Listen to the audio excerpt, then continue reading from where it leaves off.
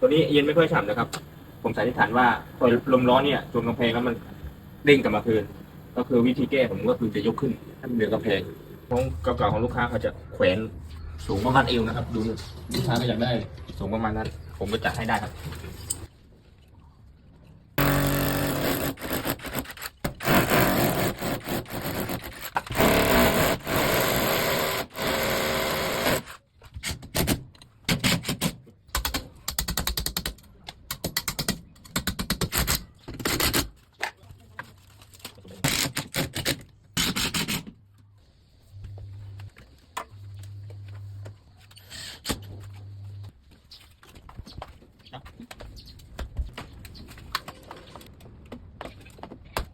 ตัวครอบของ UPC นะครับ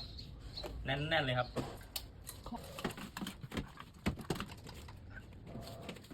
มันถ่ายต้องสั้นเกินไปเวลาถ่ายที่สูงเราต้อง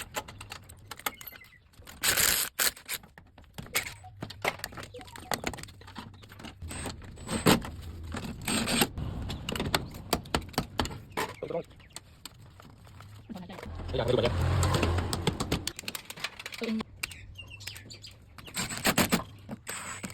เปิดไหมดี